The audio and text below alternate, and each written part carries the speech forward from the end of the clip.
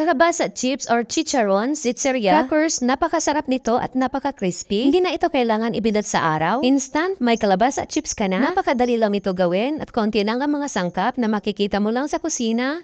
Tara, umpisahan na natin dito sa ating kalabasa. Balatan lang natin ito at pakuluan para lumambot.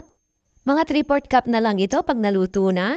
I-mash lang natin ito gamit ang tinidor. Napakadali na lang ito kasi napakalambot na ng ating kalabasa. At ayan, pwede na ito. Ilipat lang natin ito dito sa ating mixing bowl. Sunod natin ilagay ang ating 2 cups ng rice flour. Pero 1 cup lang muna ang ilagay natin. Ilagay na rin natin ang half cup ng cornstarch at half teaspoon ng paminta. At meron tayo dito 1/4 cup ng hot water. Tunawin lang natin dito ang isang chicken cubes. I-mix-mix lang natin ito mabuti. Once tunaw na ang ating chicken cubes, ihalo na natin ito dito.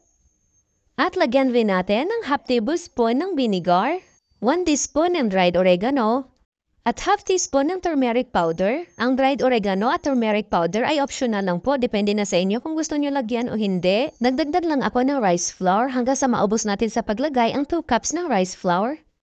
Lagyan lang natin ng 1 tablespoon ng mantika. At masahe lang natin ulit itong ating dough.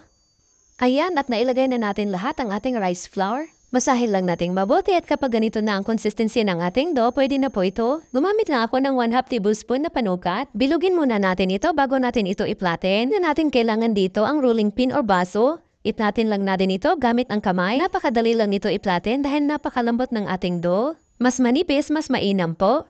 Kung medyo madikit ang dough, magdash lang kayo ng konting cornstarch sa kamay. Pwede rin kayo gumawa ng ibang shape para mas magustuhan ng inyong mga chikiting. Sa recipe natin ito, ang dami nang magagawa. Gawin lang natin ito sa lahat. Ready na ito para iprito na natin. May natira pang dough, nilagay ko ng sare para sa susunod na araw. Nagpainit na ako ng mantika. Once mainit na, pwede na natin ilagay ang ating mga kalabasa chips. Napakasarap talaga nito papakin, napaka-crispy. The best din ito gawing pulutan. Baliktarin lang natin ito para pantay ang pagkaluto. At kapag ganito na nag-golden brown na at napaka-crispy na, pwede na po natin ito hanguin. At iprito lang natin yung mga natira pa nating kalabasa chips. At ayan na, may masarap na tayo at napaka-crispy na kalabasa chips. Hindi ito madaling pupunat kahit abutin pa ito ng 1 linggo. Ilagay nyo lang sa isang lalagyan na hindi nahahanginan. O diba, may stock na tayong kalabasa chips. Healthy pa. At walang preservatives.